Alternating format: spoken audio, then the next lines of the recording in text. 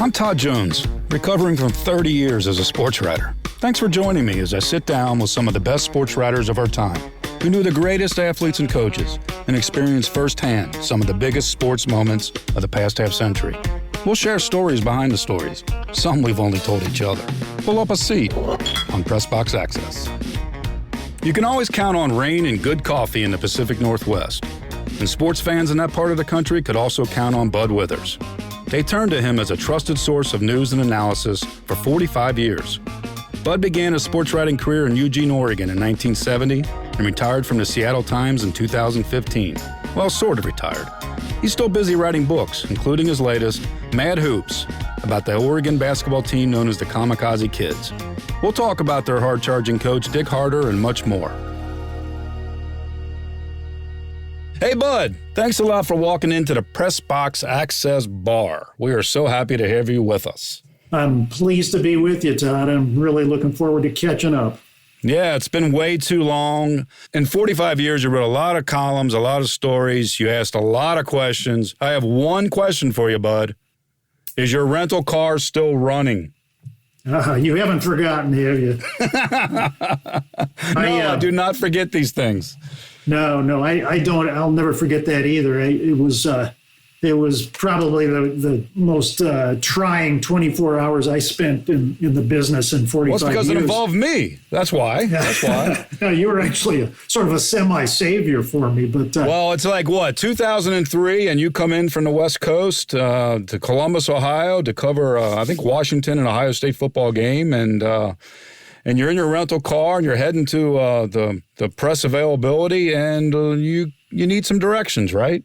Yeah. It was bizarre. I'd had computer problems to start with on my first brush with Columbus. And then there was going to be a press conference. I believe it was a Tuesday night. I'd flown in on a Monday, got there Monday night. Going to be a press availability Tuesday evening after Buckeye practice. And so I drive over there, and before I had anything other than verbal directions, I think it was. And so I know I'm in the vicinity of the Ohio State facility where the event's taking place, but I can't quite find it. And so I get out of my rental car, and I'm in kind of a hurry, and we're getting kind of uncomfortably close to the start of this thing, like 15 minutes away. 15 minutes. Deadline. Yeah, it's always constant, deadline. Always a deadline.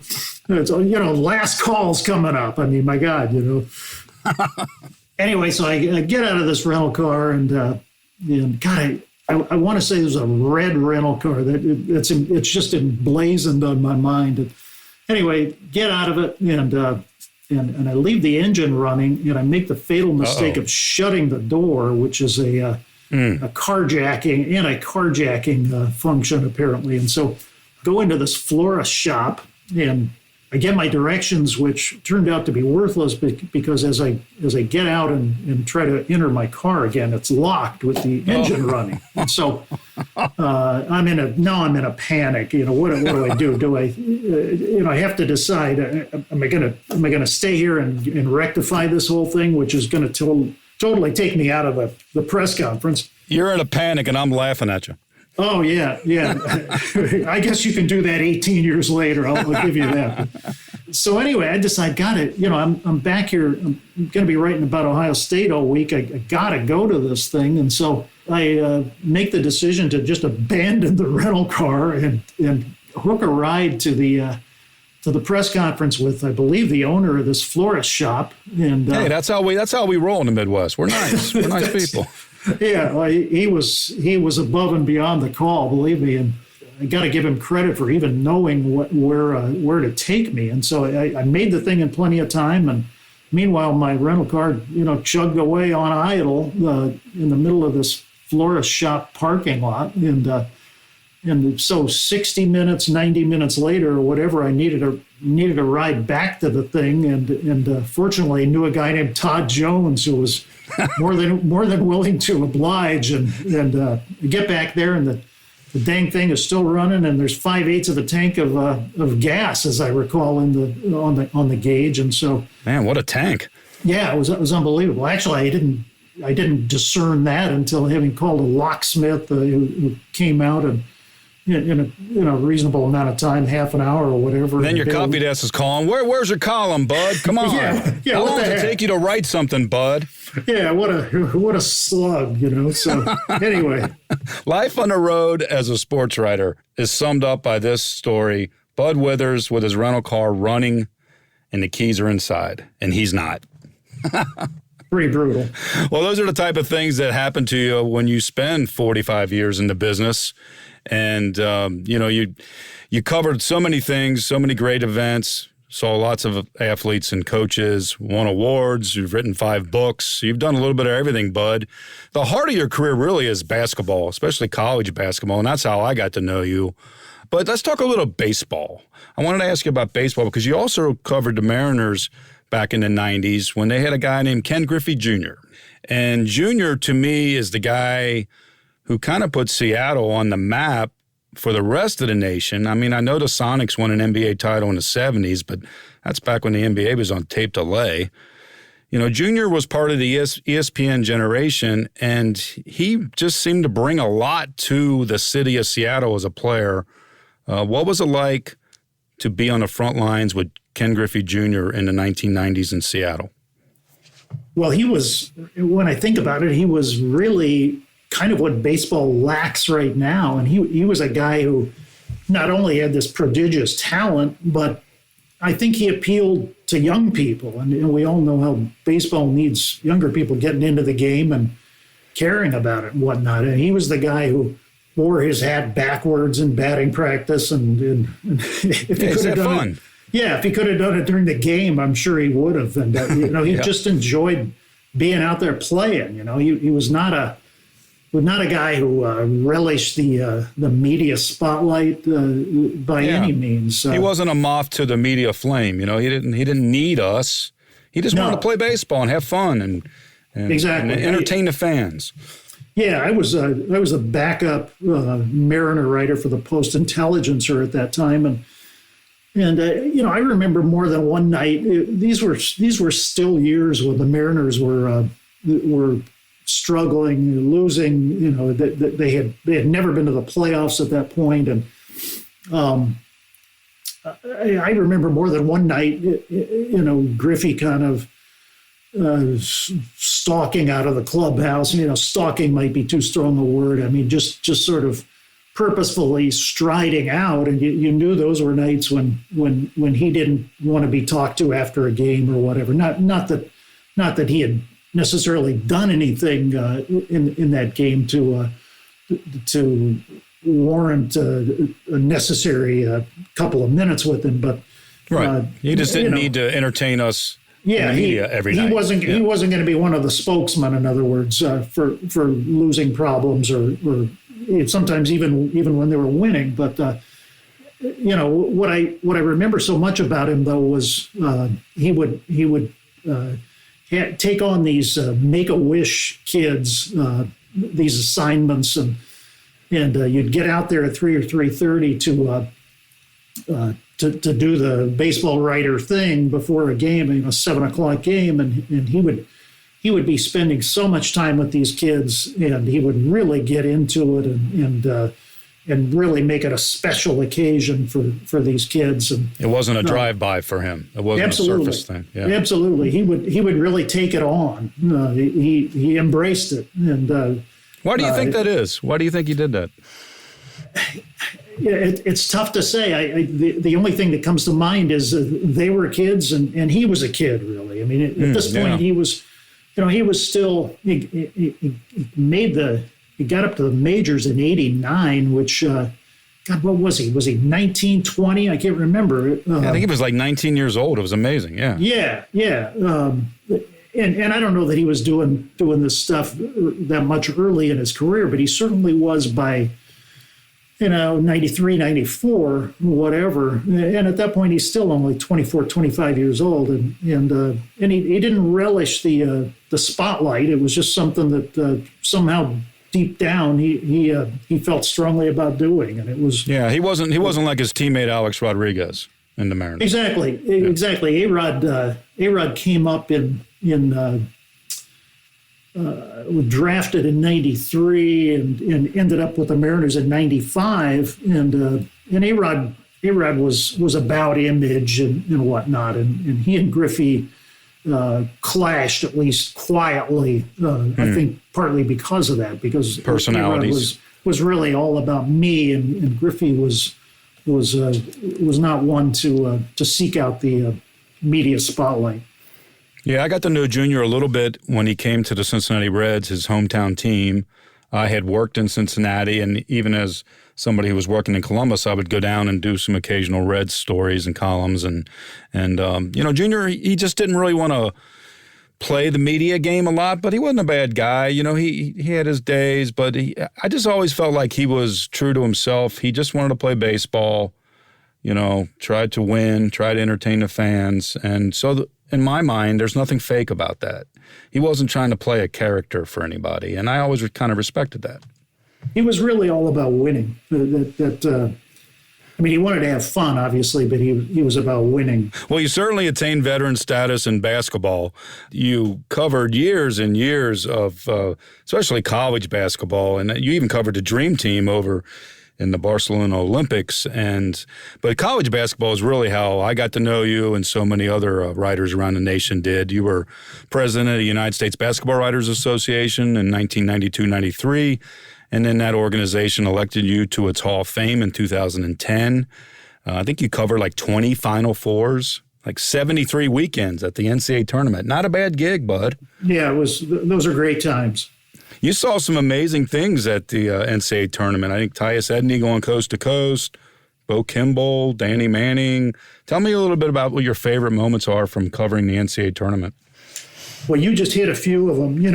When you say 20 Final Fours, you naturally think, okay, what championship games did I see? And as you may remember, there was a big run like in the 80s of like almost every year it was a 1 or 2 pointer or a buzzer beater.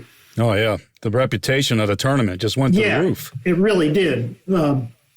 During that period, and there were certainly great games in the Final Four, including Duke beating UNLV's unbeaten team in '91 in the semis. Oh, hey, I was there for that one. We were both courtside. Yeah, exactly. But you know what? I thinking about it, I kind of concluded that the moments that you really remember, or at least I do, in the tournament were those early round. The Tyus Edney coast to coast, 4.8 seconds left in '95 when UCLA overcame Missouri and by 1 point, and moments like that, and you start to think, boy, how history could have been different. One play. Yeah, one play. If Edney doesn't make that drive, it would now be 1975 since UCLA had won a national title, which is, what are we talking? That's 45 years ago. Yeah, Jim Herrick would have never got that title under his belt as the UCLA coach. He still would have been the Lizard of Westwood.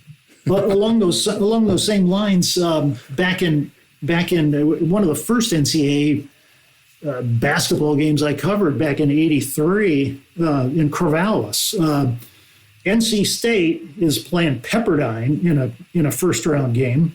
This is Jim Valvano coaching NC State, right? Absolutely. And Pepperdine's got them dead to rights. I believe the game went double overtime, but at the end of regulation, it was either at the end of regulation or the end of the first overtime. Pepperdine's got them, as I recall, by like 6 points with like 50 or 55 seconds left. And I still recall looking down to my left at the Pepperdine bench and guys celebrating. They're going to knock out NC State in the first round, and nobody's ever going to.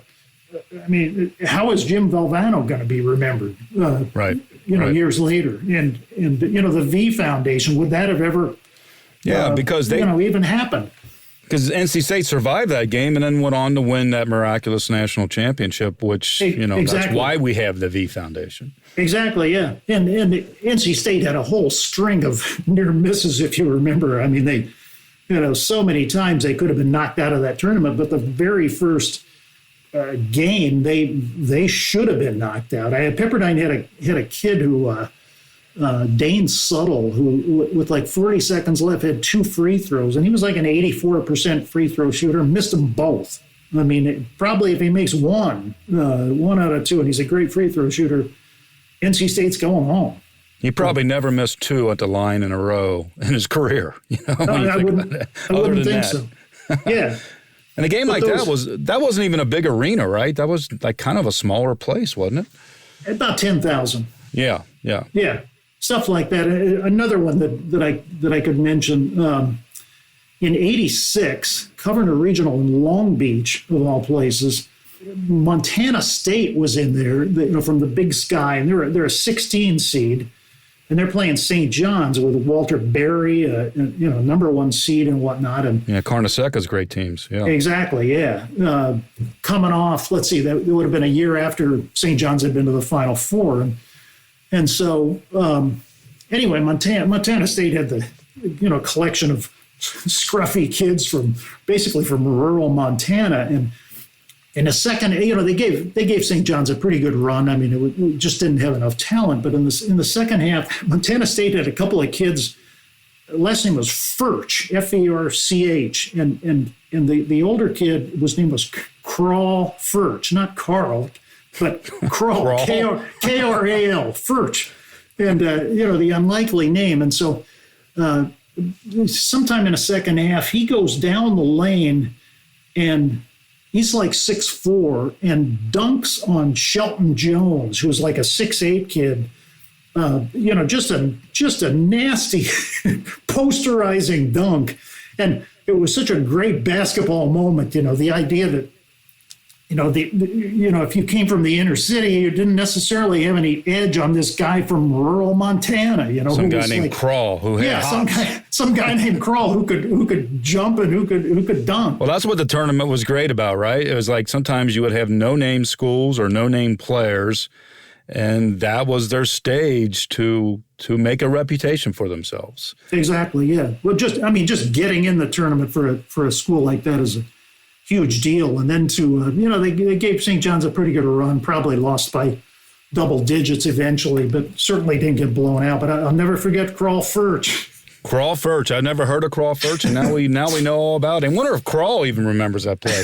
He probably has it framed in a museum somewhere, wherever he's living. And Shelton Jones doesn't have it framed. No, he does not. No.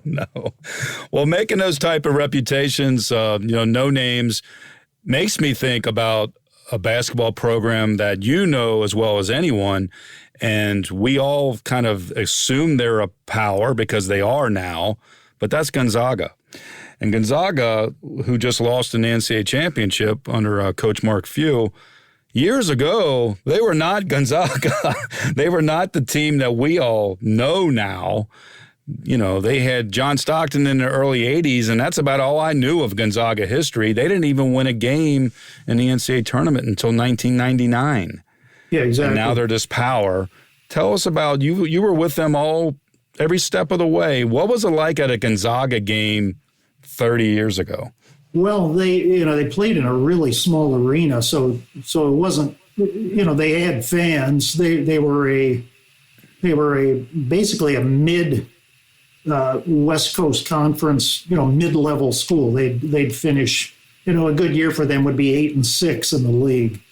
They'd finish 4th, 5th, 6th in there pretty much every year. And the story is often told, but the coach was Dan Fitzgerald, who was a real character, and his deal. It was almost like he didn't want to get expectations set too high. So he just wanted to sort of keep his job, basically. Wait a minute. That's how I approach life. Low expectations, and I'll always exceed them that way. I'm never disappointed. Keep your job, exactly. So anyway, he would actually, more than one person has told me this, he would have an annual dinner for the coaches, usually figure what, it'd be mid to late February. He would have an annual dinner when they clinched having a winning season. So, as long parade. Let's have a parade. Exactly. As long as they were going to be 14-12, that was okay, But then So in '99, and it started here at Key Arena in Seattle, as people will remember. They go on this. They were a pretty talented team. Those assistant coaches. One thing Dan Fitzgerald could do was he could hire. And he could get other guys to do the work for him. Yeah, and Dan Munson, Mark Few, Billy Greer, Leon Rice. All those guys have gone on to head coaching jobs. Some with more success than others. Obviously, notably Few. But they go on this hellacious run in '99, starting here at Key Arena. And again, in the vein of things that might have been, they catch a huge break when, God, what was it, a day or within 48 hours, certainly maybe more like 24, there was this great revelation I believe in the St. Paul Pioneer Press that there were all these academic indiscretions at Minnesota. Mm-hmm. Right. And we all know what that ballooned into, heavy NCAA penalties, et cetera, et cetera. Clem Haskins gets fired. But for the time being, they suspended, as I remember, 4 guys, and including a couple of pretty key players. And so Gonzaga gets the great benefit of meeting a really decimated Minnesota team here. And so they beat Minnesota to ignite this run. But I never made that connection. I didn't know that was one of the things that opened a door for them was Minnesota had a stripped down version of its program go up against Gonzaga. I didn't realize that. Yeah, and so you think, okay, what if that doesn't happen, or what if the story gets delayed a week or whatever, and Minnesota beats Gonzaga? Well, probably at the very least, Dan Munson is not going to take the Minnesota job later that summer because they're not going to have gone on an Elite Eight run. So maybe they did have good teams coming back the next 2 years. They went to the Sweet 16 and so forth. But he at the very least he would have been at Gonzaga another couple of years, and who knows, maybe by then Mark Few leaves and takes another job. So well, when I think of Gonzaga, and I said Gonzaga before, I still fall into that trap. Gonzaga.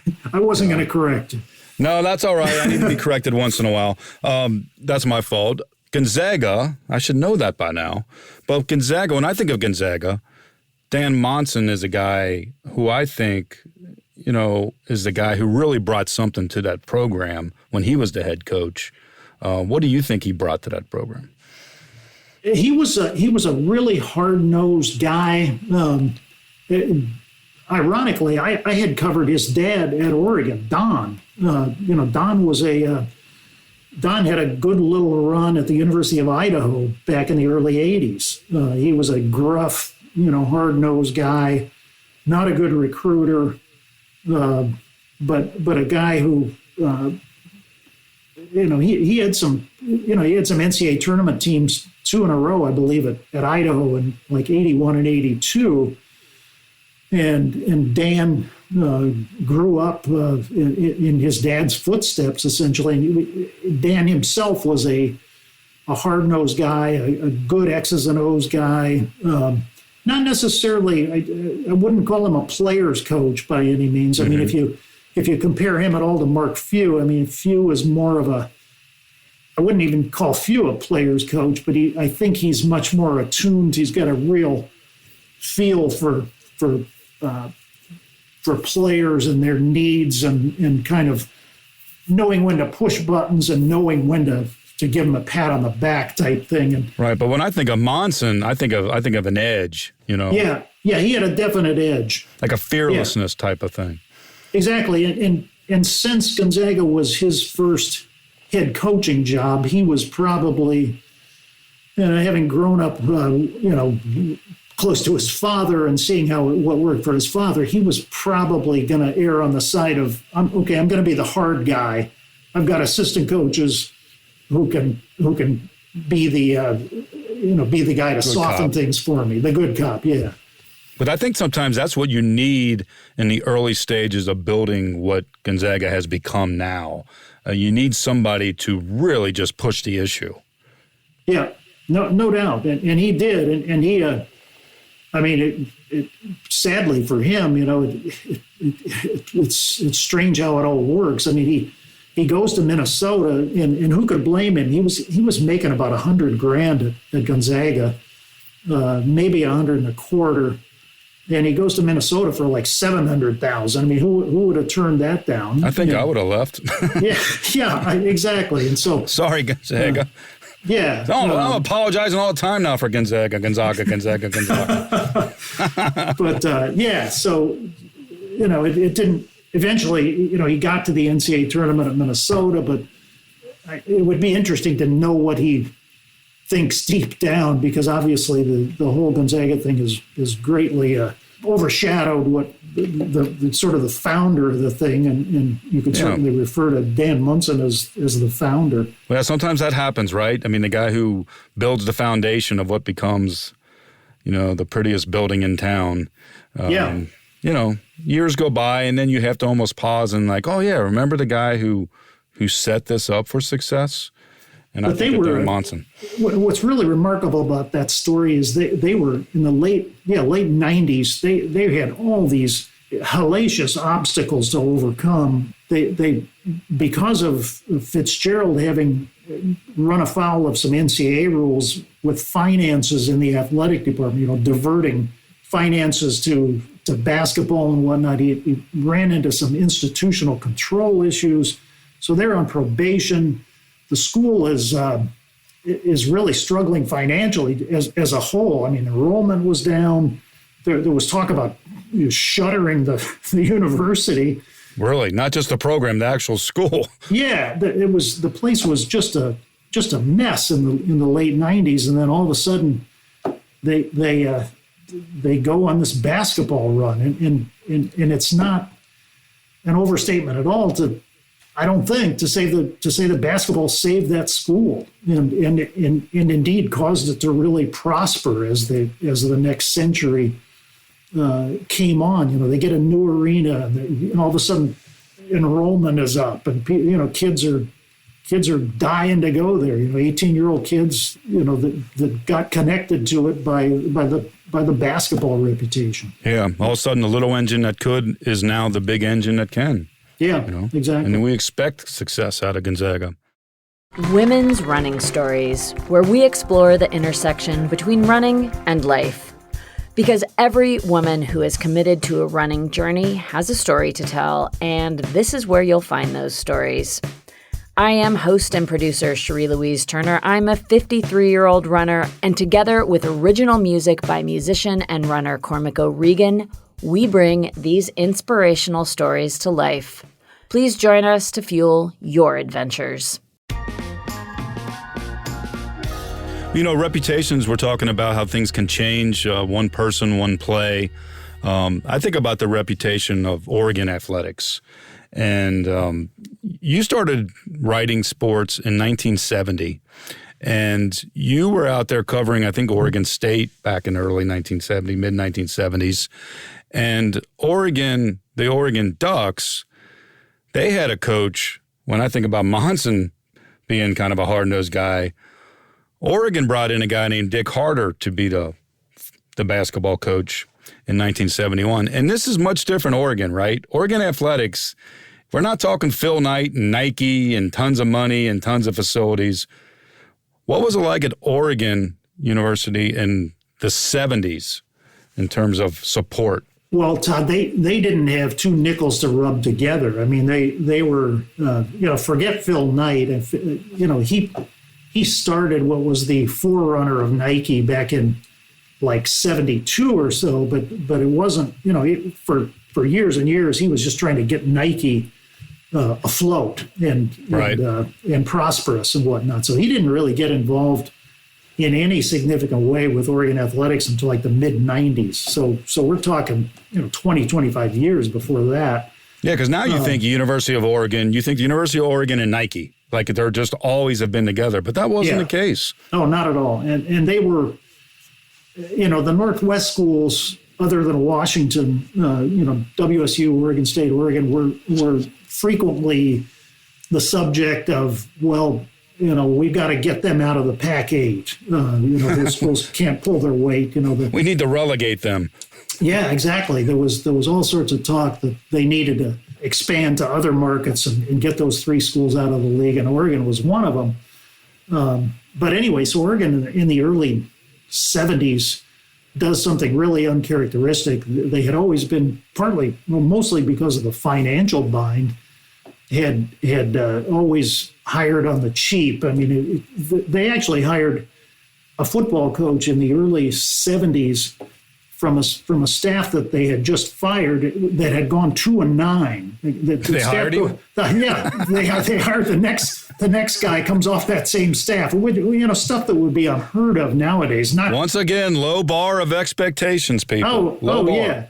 Yeah. Just so anyway, they do something really out of the box, and they go hire Dick Harter from the University of Pennsylvania in 1971, and paid him a really good wage at that time, and promised him a big recruiting budget and so forth. And he basically turned the town upside down and the state of Oregon. Now, I know Dick Harter. The way I know of him is a longtime NBA assistant. Correct. And you were covering college basketball. Again, you were covering Oregon State, the Civil War rival. But you also came across Harter a lot in those 70s, and you ended up writing a great, great book called Mad Hoops that came out last year. And it's a fantastic read. I was thinking to myself, I don't know, what do I know about Oregon basketball in the 70s? Well, there was so many great stories about Dick Harter and how crazy that was. Tell us what it was like. What did he bring to that program, that area? I think you called him the most controversial. It's the most controversial era in the history of Pac-12 basketball. Why do you say that about Dick Harter? Well, he brought with him a really confrontational, I guess I would say, style in terms of on the floor. They were very physical, very grabby. Some people would say borderline dirty, and in some cases you could throw the word borderline out of there. He got entrenched in this style at Oregon, and other schools became very critical of him, including UCLA with John Wooden. Wooden was basically coached a finesse style, and that was largely the best players. He had the best players. Yeah, you didn't need to grab and hold and whatnot. Right. So this is in the middle of their great run when they dominated college basketball. UCLA and the St. John Wooden, and Dick Harter shows up and says, "We're taking them on." Yeah, his challenge overtly and other ways was ultimately to dethrone UCLA, and of course he never did that. But he did really get after him. He held the ball a couple of years back before the shot clock. I mean, he would do everything, not only with UCLA, but with other people, just to be controversial, just to be a burr in their saddle, so to speak. He was a really interesting guy from the standpoint of, he had been in the Marine Corps, and there was a definite honorable side to the guy. He wanted good citizens in his program, and largely, at least until the last couple of years of a 7-year tenure, he had those. He wanted guys wearing coats and ties on the road, that sort of thing. But he also had this dark side that would occasionally arise. And a couple of things that will always be memorable to me. In '74, the end of the season, they're playing Oregon State on the road at Gill Coliseum. And back in the day, Oregon and Oregon State had a trophy given to whoever won the season series. Yeah, and that's an tense rivalry, right? Oh, yeah. Oregon State is vicious. Yeah. We're talking two schools that are unlike Washington and Washington State, where one school has tons of resources and urban setting in Washington. You've got two schools in Oregon that are about the same enrollment. They're 45 miles apart. They're pretty much on the same level potentially. And so anyway, they would play a non-league game at that time. So you would have 3 games, and so you'd have an odd number of games, and somebody would always win that season series rather than splitting it. So anyway, end of the season, 74. They've split the first 2 games, and now they're going to play the last league game at Gill Coliseum. And so the trophy's on the line. The trophy is on the line. The Chancellor's Trophy, it was called, and it had a gold ball on it. You know that.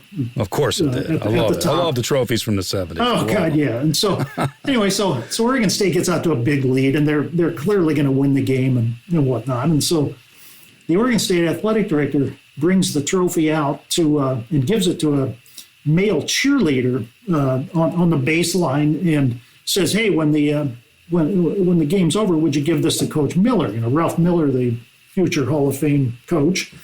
And so the cheerleader, and I really can't fault his logic. You know, he thinks, well, what sense does it make to just walk up to Coach Miller and give him this trophy? It's not going to be like a formal presentation or anything with, you know, on the PA or anything.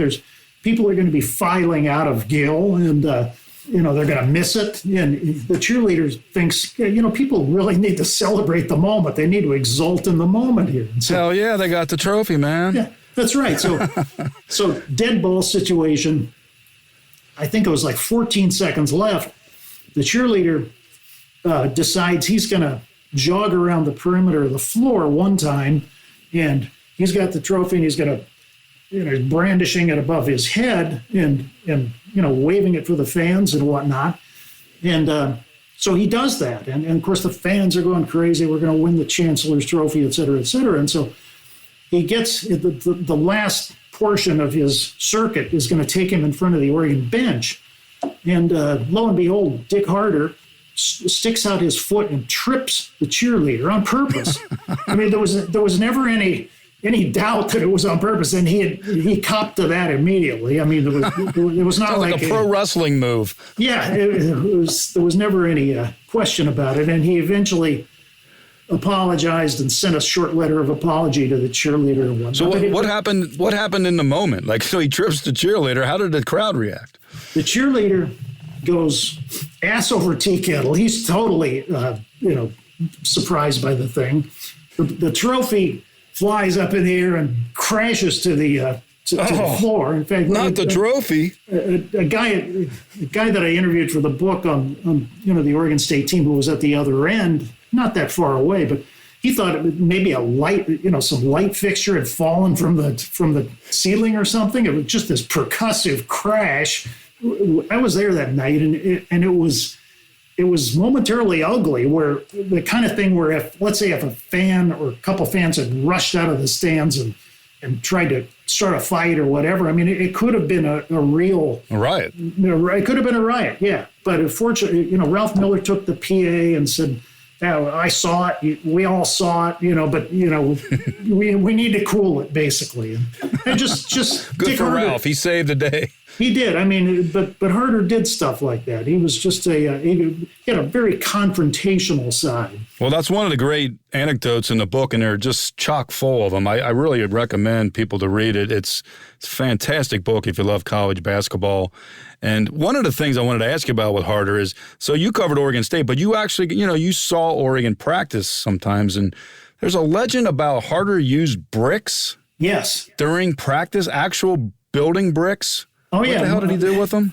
From what I could gather, he had a friend who coached junior college in the Bay Area. I believe his name was Bud Presley, coached at like College of San Mateo or something. And Harter had gotten to know this guy, and about midway through his tenure, which would make this about 1975 or so, because of having talked to this Presley, he started this practice of he sent a manager out to a sand and gravel outfit close to Eugene and bought a bunch of bricks. And what they would do in practice, the old drill defensive slides where guys have their arms out and they're going side to side, back and forth, right? Yeah, back and forth to simulate offensive or defensive reaction to offense. He would have guys hold bricks in their outstretched hands at various angles, straight out or, right one high, left one low, that type of thing. And they would do this for 30 or 40 minutes at a stretch. I mean, I've had players tell me that slides by themselves are really difficult to do for like 20 minutes, with your arms out.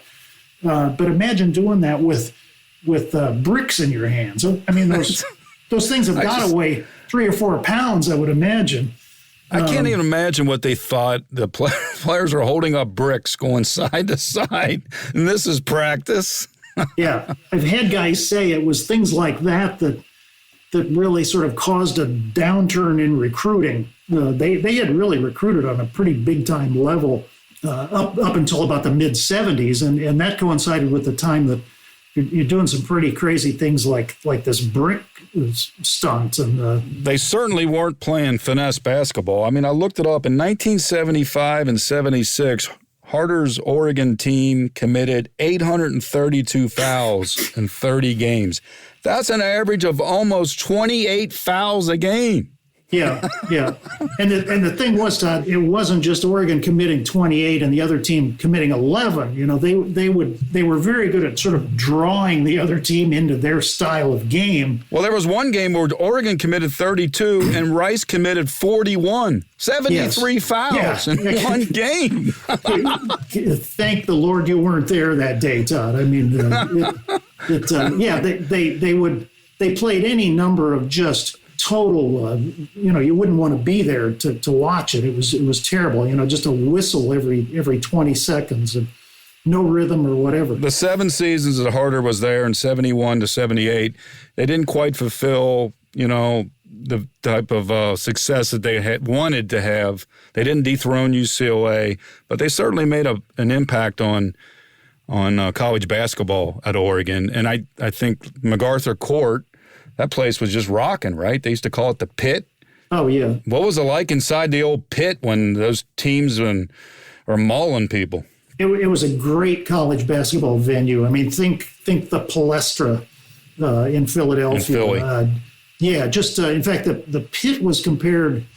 I was never in the Boston Garden, the old Boston Garden, but it was very often compared to the Garden, where you had these balconies that went like straight up from the sides of the court rather than a gradual slope as you see in most arenas. And the scoreboard would actually, you could see it jiggling on its chains at mid-court when people would be stomping and clapping. And it was probably the only place I've ever seen where it was pretty much standard for people to be there a half an hour before the game. I mean, normally you see a crowd, will get into its seat, 5 to 10 minutes before a game, if that sometimes.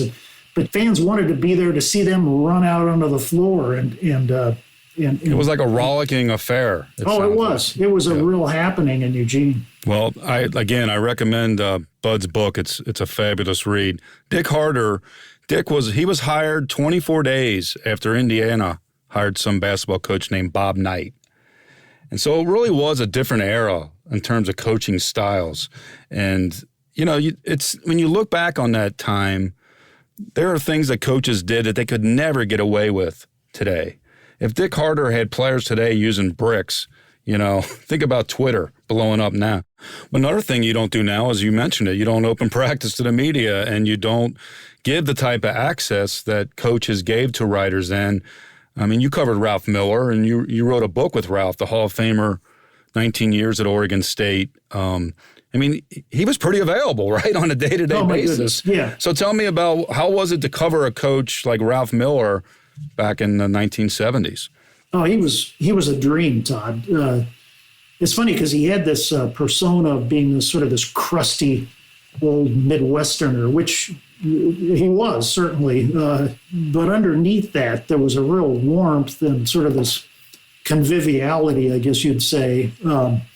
I can't tell you how many times I remember Oregon State would practice at 2:00 at Gill Coliseum, and I can't tell you how many times I'd go in there, and oftentimes it wouldn't be even by appointment. I'd go in there sometime after 1:00 and talk to him about a story I was working on or whatever, and he'd go up until 2:00 and maybe even a few minutes farther. It was sort of like he didn't really want to go to practice. He just wanted to stay there and shoot the breeze, But he'd saunter out to practice at 2 or 2:05, and he would sit at mid-court, oftentimes in a folding chair. And, nowadays you think of the coach wearing the warm-up outfit or whatever that might be, the team kind of warm-up outfit or whatever. And I don't think he ever did that. He just wore street clothes, and he'd sit in a folding chair smoking a more cigarette. They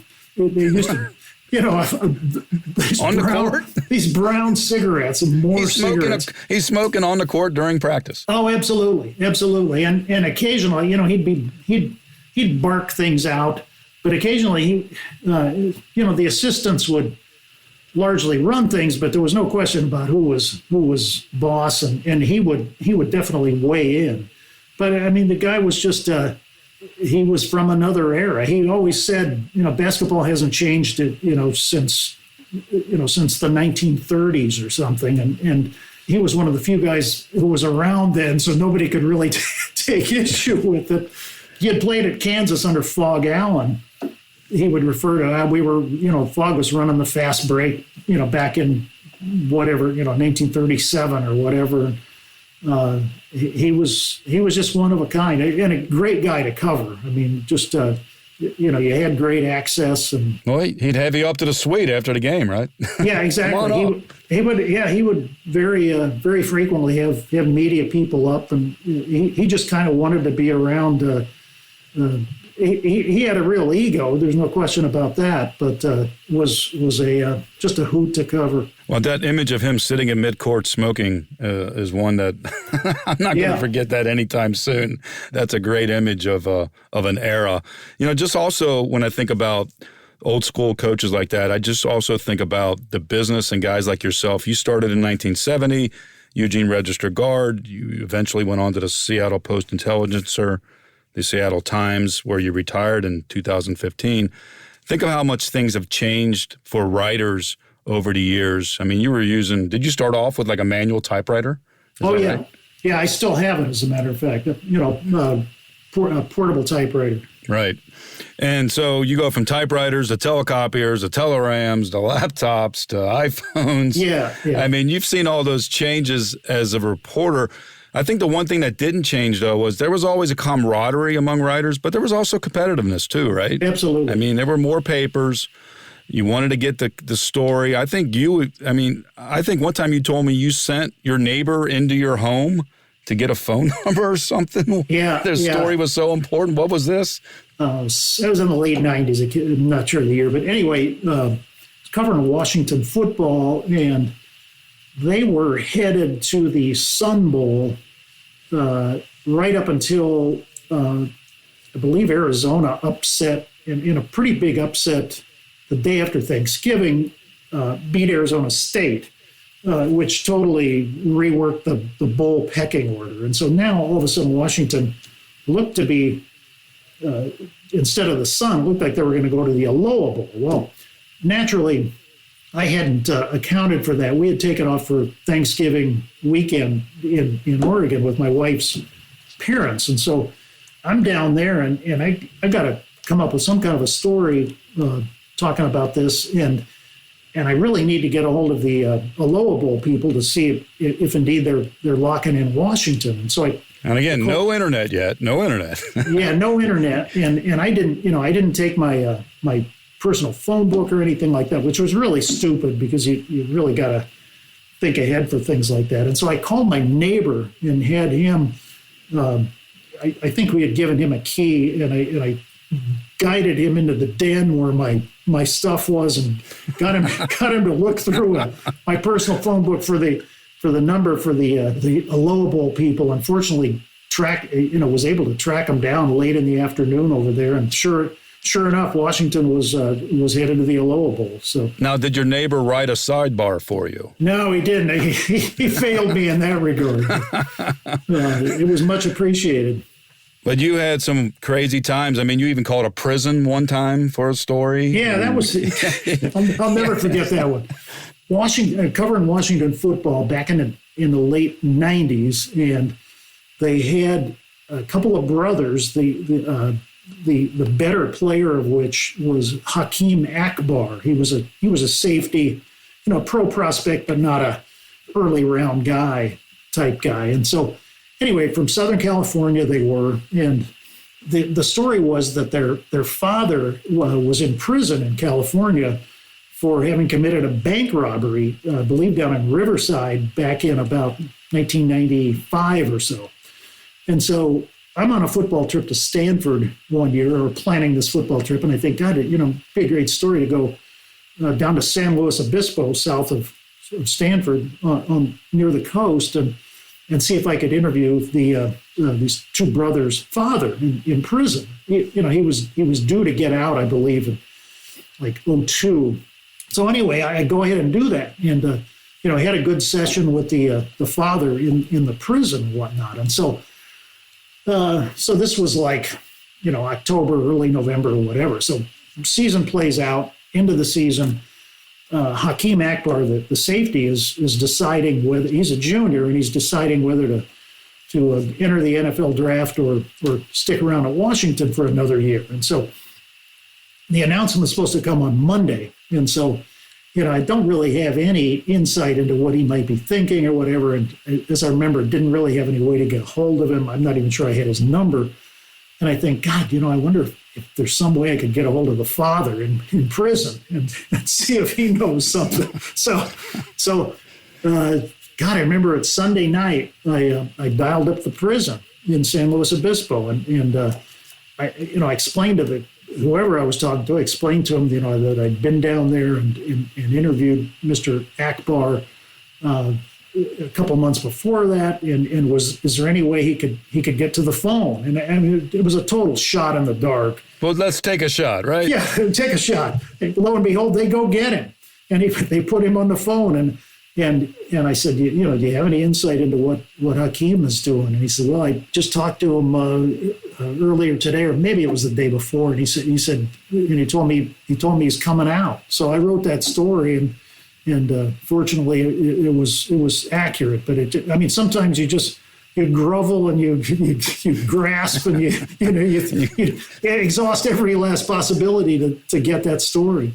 You call prisons, you send your neighbors in, you do whatever it takes. I mean, you even wrote a story on the hood of a car when Dennis Erickson won the national championship at Miami, and you knew him back in the day. So you just do what it takes, right? When you're a wise old veteran sports scribe, you know where you need to be, how to get there, and what you got to do to get it done. Yeah, I remember I had covered Erickson at those Washington State teams that sort of launched him to the University of Miami job, which he took in, I believe, it was 89. And so it was 3 years later, he won his first national title at Miami. And I believe they had been in Texas at the Cotton Bowl. I take it back. I think they were at the Sugar Bowl and had beaten maybe Alabama there. I can't remember. But anyway, by now they had flown back into Miami, and I was in Miami covering the Orange Bowl, totally unrelated, and thought, God, it'd be a good story to get reaction after they had just been voted the national title. So I went out to Coral Gables to the Miami facility, and sure enough, was able to wrap that up. I was flying out later that evening or whatever, so I'm out of my hotel and I don't really have a place to work. You're homeless, bud. Homeless. Yeah, I was temporarily homeless, and so sure enough, I probably had 45 minutes or so to write a story, and I did it set up the laptop on the back of a rental car, and I think I probably sent it from the airport. So. No, were the keys locked in that rental car? Was it running? That was years later. I suffered that embarrassment. But, you do find yourself in some odd situations. Yeah, but those are the things that made the career rich and made the lifestyle very, very interesting. And you had quite the career, bud. 6 times named Washington and Oregon Sports Writer of the Year, Basketball Hall of Fame, U.S. Basketball Writers Association. 3 newspapers. You're a legend out there in the Pacific Northwest, 45 years. You've seen a little bit of everything, and I've seen you in a panic with your car running and the keys inside, and we always have that to share. Absolutely. So unfortunately, time is running out on us now, but I do want to say thank you. I know when you announced your retirement, you sent a note to all the writers in the Football Writers Association that said, keep in touch, Quote, I know where the good bars are. That's right. I'm enjoying this one right now. Well, this has been a real treat to have you in our own bar. So, Bud, thanks a lot. It's been great reminiscing and catching up with you. Thank you, Todd, and I'll get the next round, okay? Oh, I'll hold true to that. Wherever that might be. All right. Thank you. Thanks for listening to Pressbox Access. You can find us here with a new episode every other Wednesday. If you enjoyed this episode, please be sure to subscribe and follow us on Apple Podcasts or on your favorite podcast app. We'd love for you to review us. 5 stars would be nice. Follow us on social media. Drop us an email at pressboxaccess@gmail.com. And be sure to spread the word. Everyone is welcomed here.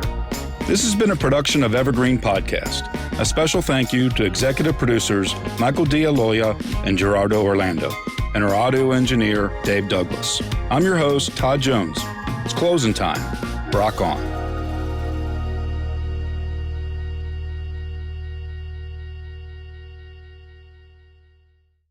Hi, podcast listeners. I'm Carol Costello, a former CNN anchor and national correspondent. This January, I'm launching a podcast about one of the first cases I ever covered as a journalist. It's one that stuck with me all of these years, the one that buried itself under my skin and stayed put. It's a true crime series about an amazing woman named Phyllis Cottle, who defied torture and death and brought a fierce rage to the quest to find her attacker. Carol Costello Presents Blind Rage is a production of Evergreen Podcasts and signature title of the Killer Podcast Network. Listen and subscribe wherever you get your podcasts. Discover more great true crime and paranormal programming at killerpodcast.com.